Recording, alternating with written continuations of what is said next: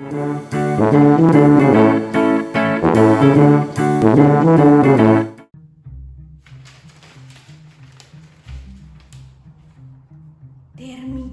derriba Zeppelin?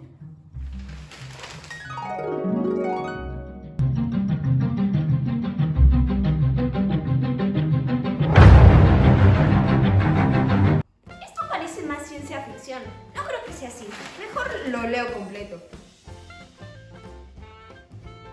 La primera aeronave de la que tenemos registro que sobrevoló sobre la Tierra fue la Montgolfier Balloon, creada en Francia en 1783.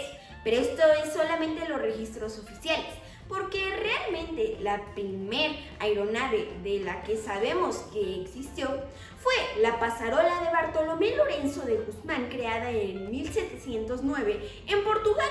Y se elevó unos 4 metros del piso el montado sobre esta pasarola.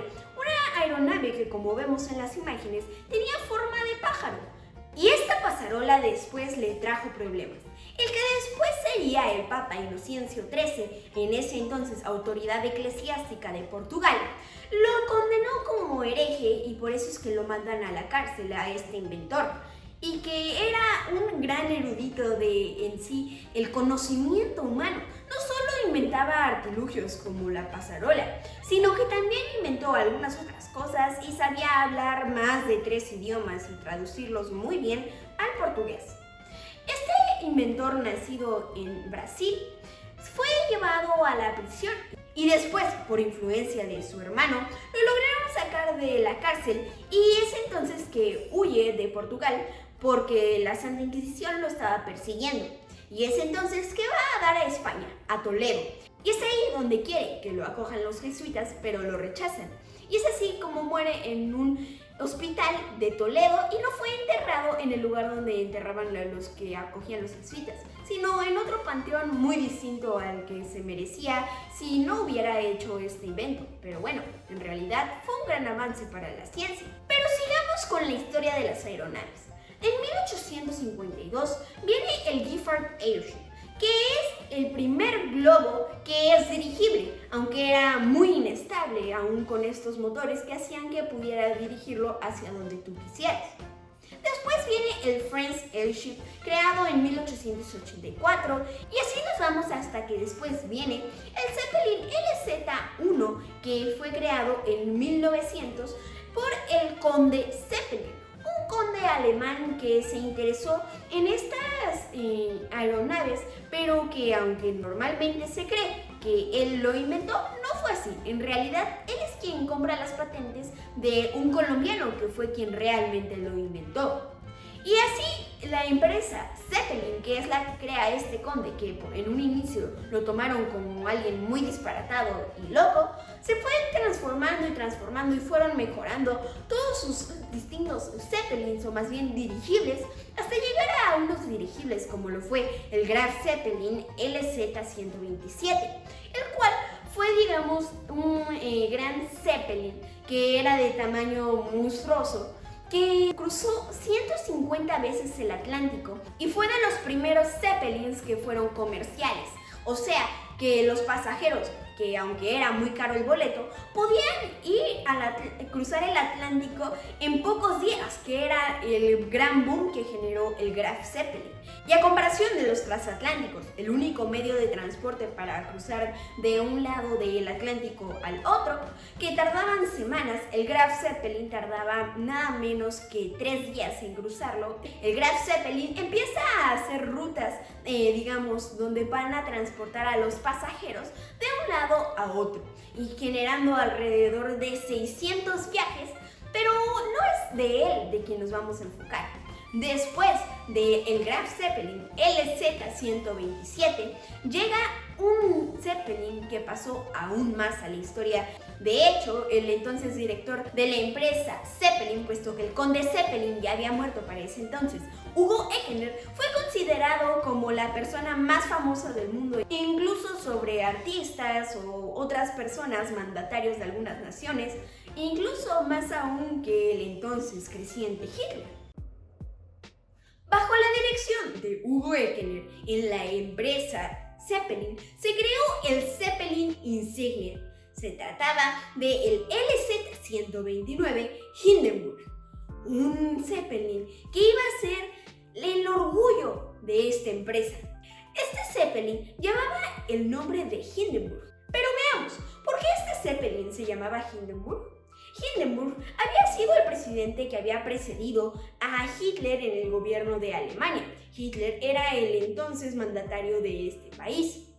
Y ahora se podrían preguntar, ¿por qué se llamaba Hindenburg como el expresidente y no lo más lógico, como bien lo anunciaron todos los medios, que se iba a llamar Hitler? Resulta que Hitler tomó una decisión. Sí, la intención inicial era ponerle Hitler, pero Hitler dijo que no, absolutamente no, porque los Zeppelins eran propensos a dañarse o a caerse o a sufrir daños. Y entonces, si ese Zeppelin llevaba su nombre, significaba que su persona podría ser lastimada, que podría ser dañada, cuando no era así, o no era más bien la imagen que quería dar. Y entonces por eso que le pusieran Hindenburg, de por sí ya estaba fuera del cargo. Este Zeppelin fue muy característico y diferenciado de los demás porque tenía dos símbolos muy importantes que fueron pintados desde el inicio de su creación. Uno fue la esvástica nazi, que bueno, se vieron obligados, muy a pesar de Hugo Eckener, porque Hugo no compartía las ideas con Hitler, y de hecho ese antinazismo lo llevó a tener problemas con Goebbels, el secretario de difusión de Hitler, a un punto en el que bueno, se metió en líos hasta las patas. El otro símbolo se trataba de los aros olímpicos, previendo que este Zeppelin iba a sobrevolar sobre las Olimpiadas que se iban a llevar a cabo en Berlín. Unas Olimpiadas que también fueron muy polémicas porque Hitler no quiso entregar algunas medallas. Y entonces cuentan que este Zeppelin dio vueltas sobre el estadio y que muchas veces la gente veía más aún lo que estaba sucediendo en el cielo que lo que estaba sucediendo bien en el campo donde se estaban llevando a cabo las Olimpiadas, gracias al Zeppelin Hindenburg. Este Zeppelin era de un tamaño enorme. Si pudiéramos compararlo con cosas que nos podríamos imaginar hoy en día, era del tamaño, incluso más grande, de 3 Boeing 747 enfilados. También era del tamaño de 4 dirigibles Goodyear juntos. Incluso era 13 metros más pequeño que el Titanic, una ínfima cantidad de distancia para estos grandes monstruos del mar o del aire. Pero de este monstruo, una pequeña cantidad de espacio era lo que se utilizaba para que las personas a bordo pudieran estar, como lo estamos mostrando en pantalla. Resulta que era un pequeño cuadrito conformado de 2 pisos, además de algunos pasillos por los que solo podían entrar las personas que trabajaban para que este monstruo se mantuviera en el aire. La zona para los pasajeros estaba conformada por cocina, camarotes donde en literas podían dormir los pasajeros y algunos de los trabajadores. Había unas salas de estar que incluso en una de ellas había un piano de cola. Pero dicen, ¿cómo un piano de cola tan pesado puede estar sobre un Zeppelin, sobre un artilugio volante? Pues resulta que este piano de cola no era como los normales que pesan muchísimo. Aunque sí tenía un gran peso, no era como el de absolutamente todos los pianos, porque era un piano especial de aluminio, con lo cual aligeraba mucho su peso. Y bueno, ahí podías escuchar la música del piano. También contaba con una cabina de mandos hacia el frente para que pudieras ver todo lo que estaba sucediendo y poder manejar bien el Zeppelin, que constaba de 2 timones. Uno hacia el frente con el cual podías dirigir el Zeppelin para que diera vuelta y otro a un lado, al lado izquierdo, donde podías dirigir si el Zeppelin iba hacia arriba o si iba de nuevo hacia abajo, para aterrizar o para elevarse, dependiendo de si ibas perdiendo altitud. Y bueno, todo esto era regulado por unas pequeñas aletas, o bueno, pequeñas en comparación del Zeppelin, porque en realidad eran tremendas esas aletas, eran más grandes que incluso un humano, que iban modulando qué tan alto iba el Zeppelin o en qué dirección se dirigía. Y además, en la sala donde estaba este cuadro de 2 pisos, donde podían ir los pasajeros, era la única área donde podían ir, había incluso una sala de fumadores. eso no es algo de otro mundo, pero sí lo era para un Zeppelin, puesto que era algo muy peligroso para ir encima de esta máquina voladora, específicamente porque lo rellenaban con un tipo de gas altamente inflamable. Y ahora nos preguntamos, ¿por qué es que flotaba este Zeppelin? Resulta que la tecnología de los Zeppelins era que específicamente de este constaba de 16 celdas de gas que rellenaban con hidrógeno. Y entonces esto es lo que hacía que se elevara, puesto que no iban rellenas de aire para que fuera liviano, no, sino que iban rellenos de este gas que era incluso más liviano que el aire. Y entonces ahí es como se elevaba. Y todos estos mecanismos funcionaron perfectamente como se esperaba. Era un conjunto de todos los conocimientos que había aprendido la empresa Zeppelin a lo largo de todos sus Zeppelins y años de experiencia y trabajo. Y es entonces que igual que el Graf Zeppelin, empieza a hacer viajes transatlánticos en los que llevaba pasajeros. Se consideraba en general en el planeta que este era un medio de transporte extremadamente seguro, que era rápido y un poco caro, pero valía la pena porque además de ser la rapidez con la que te llevaban, al igual que tenías una experiencia genial de subirte a un Zeppelin. Y es así como empezó a hacer distintos viajes transatlánticos o incluso al interior de Europa. Y es en un vuelo en 1937 en el que salieron de Alemania y el Zeppelin se dirigía hacia la base aeronaval de Lakehurst en Nueva Jersey, que sucede algo inesperado. Resulta que venían entrando a la ciudad de Nueva York para que los citadinos de Nueva York y las personas que iban paseando por las calles pudieran ver el gran espectáculo que representaba ver al Hindenburg pasar por los aires.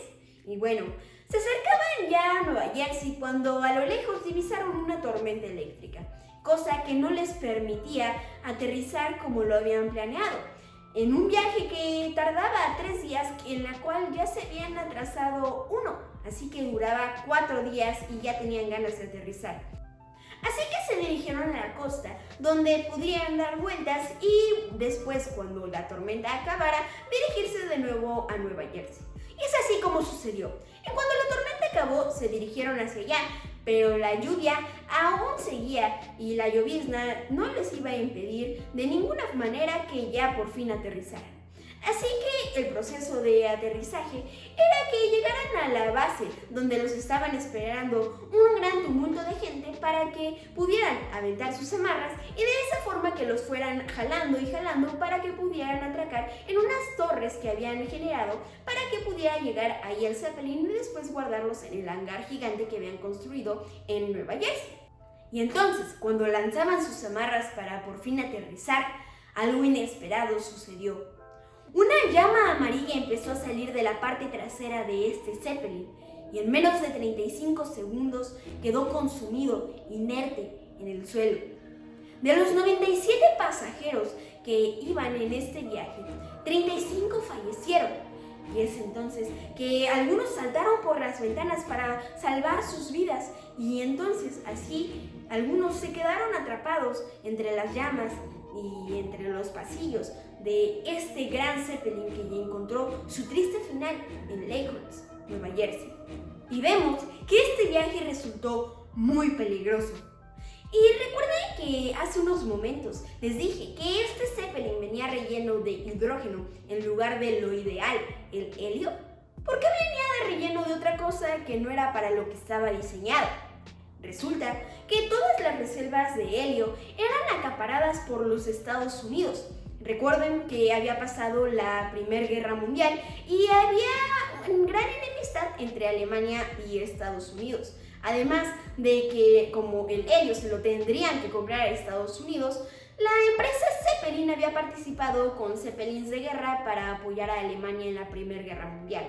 Así que mucho menos se lo iban a vender, porque Estados Unidos temía que lo fueran a utilizar con fines militares y estaban muy preocupados por el ascenso al poder de Hitler. Así que ni siquiera lo preguntaron, porque era algo muy obvio que Estados Unidos no lo iba a vender. Y también, por cuestiones de orgullo, ni siquiera se lo pidieron, porque eso iba a demostrar que Estados Unidos era de alguna forma más rico que Alemania, que era más poderoso que Alemania, una cuestión de orgullos y de estatus que, bueno, resultó en este accidente en Lakehurst, Nueva Jersey.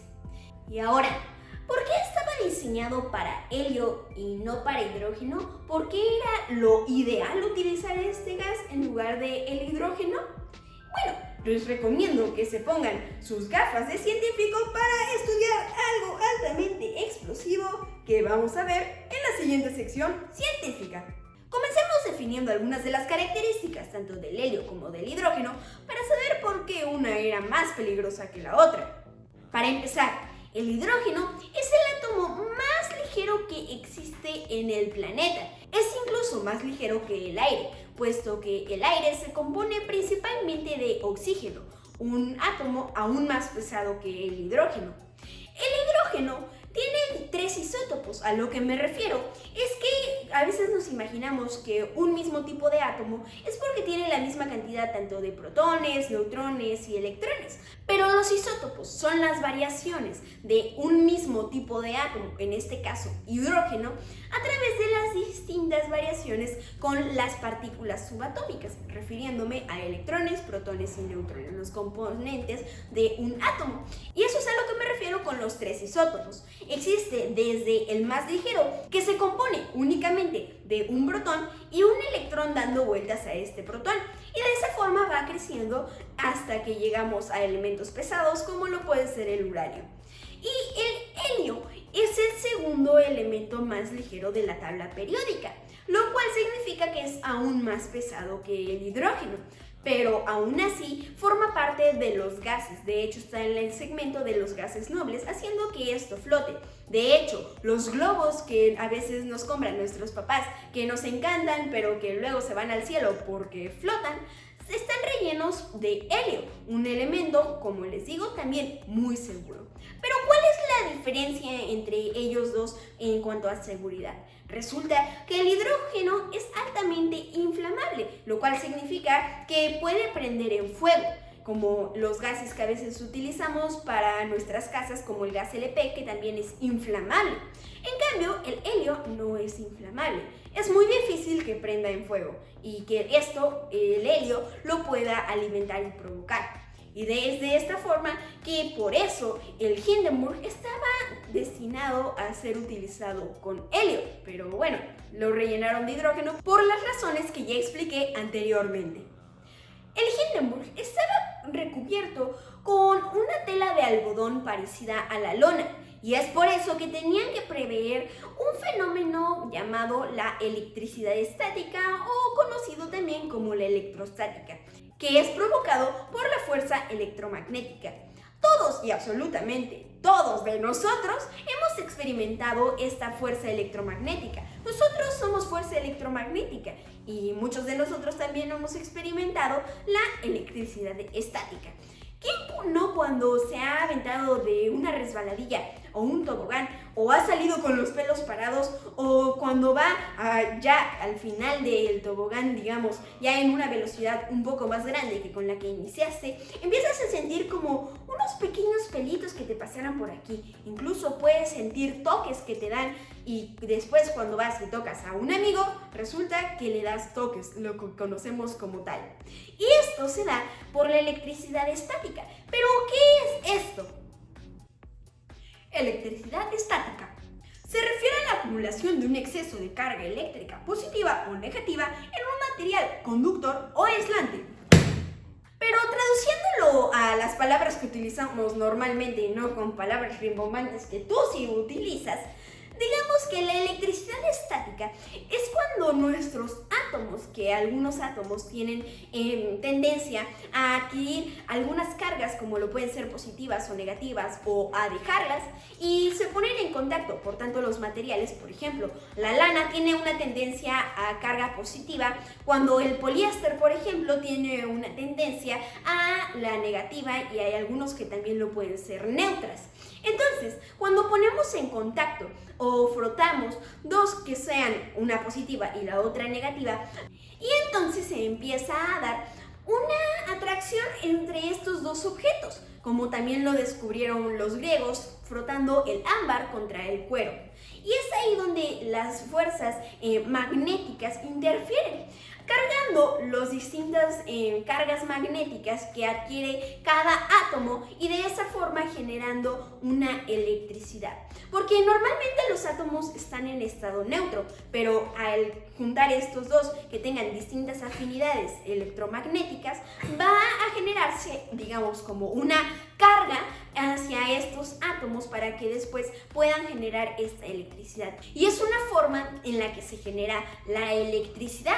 Y es algo que debían prever que iba a suceder en el Hindenburg al ir con esta tela de algodón cruzando a través del aire, lo cual podría generar con el roce del aire contra la tela la acumulación de electricidad estática. Y entonces, para prever esto y que no sucediera, le pusieron una capa de un barniz que contenía los principios para una reacción aluminotérmica, que se trataba del óxido de hierro y aluminio, que como les digo, es la base para la termita. No, la otra termita, tú no. Ándale, sí, esta termita, porque no es la que nos podríamos imaginar. Y la termita es una composición pirotécnica con algunos usos en la vida cotidiana. Por ejemplo, para reparar las vías de un tren y no utilizar maquinaria pesada, se utiliza la termita, estas reacciones aluminotérmicas. O también se puede utilizar para los propios trenes y no tener que mover el tren a una estación de servicio donde le generen esto, obviamente con maquinaria pesada. Y para esto también sirve la termita, al igual que se utiliza a veces para bombas incendiarias o incluso la reacción aluminotérmica, que es lo que les voy a explicar a continuación. En la reacción aluminotérmica generada por la termita tenemos el óxido de hierro y aluminio, los cuales después de esta reacción en la que vemos la explosión nos queda el hierro y el aluminio, pero ahora con óxido. Esta reacción aluminotérmica generada por la termita es estudiada por científicos, pero se debe de tener un gran cuidado al utilizarla, puesto que es sumamente peligrosa y puede ser explosiva. Así que como estamos hablando de estos temas, mejor me pongo mis gafas para proteger mi cara. Así que continuemos. La termita incluso se puede prender con algunos tipos de metales que son incandescentes, pero ni siquiera con algunos tipos de fuego se puede prender. La termita, por ejemplo, no se va a prender cuando está al rojo vivo. Se va a prender cuando está en un rojo blancuzco, a una temperatura aún mayor. Pero, por ejemplo, cuando se está estudiando, por ejemplo, la termita de una forma, digamos, en un laboratorio no muy profesional, es recomendable no tener, por ejemplo, algunos encendedores que son los que se utilizan normalmente, que si se dan cuenta normalmente tienes que hacer girar una piedrita y después aplastar el botón para que salga el gas. Y esa piedrita es en sí un metal que lo que vemos a veces que echa como chispas, en realidad son pequeñas partículas de metal incandescente que si cae sobre la termita puede que explote y genera unas explosiones sumamente rápidas y agresivas a un diámetro en el que incluso en una distancia, digamos que podríamos considerar razonable, te puede llegar a afectar la explosión. Pero lo que sucedió en el Hindenburg no fue como tal una explosión. Aunque en este monstruo la expansión de 35 segundos fue demasiado rápida, tal vez, no se considera como tal una explosión, aunque a veces vemos en las imágenes del Hindenburg que se generó como una bola de fuego. Eso no es considerado como una explosión. Más que nada fueron llamas tremendas que salieron del Hindenburg, no una explosión. Y ahora que ya vimos algunos de los aspectos científicos que estaban alrededor de este accidente, veamos la resolución que dieron tanto el gobierno alemán como el gobierno estadounidense en cuanto a este gran accidente. Resulta que el gobierno alemán prohibió hablar de siquiera la posibilidad de sabotaje, que siempre estuvo presente desde el segundo uno después del accidente. Y esto fue porque a Hitler no le convenía que se viera a Alemania como algo vulnerable de sabotajes y vulnerable de que les pusieran bombas, aunque la amenaza de bomba contra el Hindenburg había sido recurrente en viajes anteriores. Entonces, También la resolución que dieron tanto el estadounidense como el alemán, la resolución estadounidense decía que no se podía descartar por completo el sabotaje, pero que lo más probable era que se hubiera incendiado debido al uso de hidrógeno y no de helio como estaba planeado que se utilizara. Y el alemán dio una resolución parecida, nada más que sin mencionar el sabotaje como posibilidad. Y muchos años después, ya pasada la Segunda Guerra Mundial y muchos otros eventos en el planeta, resulta que llega un ex científico de la NASA con una probable teoría, y que es de las más aceptadas hasta el momento, que se trata de que en realidad la propagación del fuego no fue gracias al hidrógeno, sino que fue gracias a la termita que recubría esta tela de algodón con la que estaba recubierta el Hindenburg, y que esta termita fue la que realizó estas llamas amarillas que se vieron. Y esto lo prueba con dos principales pruebas. La primera, él logró conseguir algunos fragmentos de la tela que se recuperó del Hindenburg y lo sometió a una prueba donde le prendió fuego. Y es entonces que comprobó que las llamas se ponían amarillas, puesto que la termita en esta barniz que se le puso al Hindenburg provoca este color de las llamas. En cambio, cuando prendes fuego al hidrógeno, resulta que prende en unas llamas casi transparentes. Y no fue lo que se vio en las grabaciones del accidente, sino que eran unas grabaciones que mostraban justamente las llamas amarillas. La otra prueba es que en las grabaciones, igualmente del accidente, se ve como, aun cuando las llamas amarillas ya estaban prendidas en la parte trasera del Hindenburg, vemos que la parte de adelante sigue flotando porque también en las cápsulas en las que iba el hidrógeno siguen intactas. Pero aún las de la parte trasera, en donde estaban principalmente las llamas, seguía intacta aún porque seguía flotando y no estaba cayendo como debería de haber sido en caso de que se hubiera escapado todo el hidrógeno, pero seguía flotando. Y esas son las dos principales pruebas que llevan a pensar que esta es una de las grandes posibilidades de lo que sucedió, aunque nunca sabremos a ciencia cierta qué fue lo que le sucedió al Hindenburg. ¿Fue acaso una bomba? Porque se dice que explotó en la parte de atrás sobre la esvástica nazi y que, bueno, era una conspiración antinazista. Entonces, bueno, como les digo, nunca lo llevaremos a saber exactamente lo que sucedió, pero sí podemos analizar algunos de los datos científicos que nos puede dar y la curiosidad que nos puede meter estudiar la historia con la rigurosa lupa científica, que es a lo que he apuntado en videos anteriores, la interdisciplinariedad que nos permite, al estar estudiando la historia en un accidente tan tremendo como la del Zeppelin Hindenburg, y analizarlo con la maravillosa vista que nos permiten también las gafas científicas.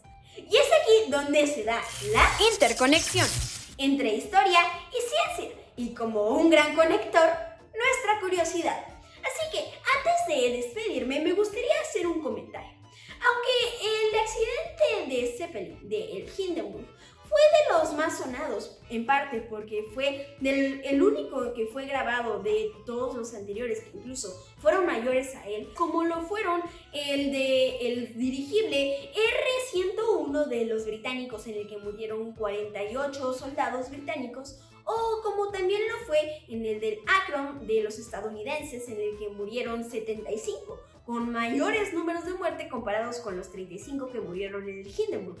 Pero una puede ser la posibilidad de que se haya difundido más, una porque fue el primero en ser grabado y otra porque les convenía a Estados Unidos y a Inglaterra después de la Primera Guerra Mundial iniciar una especie de campaña de difamación contra la Alemania nazi para que no adquiriera tanto poder y recursos. Y ahora, después de ver esta cápsula, podemos descubrir que no fue la termita que nos imaginamos al principio la que derribó el Zeppelin, sino una termita más explosiva. Así que espero que les haya gustado esta cápsula de Ágora Espiralidoso y espero que hayan disfrutado mucho esta y que no se vayan con la idea inicial de una termita gigante que atacó un Zeppelin como Godzilla.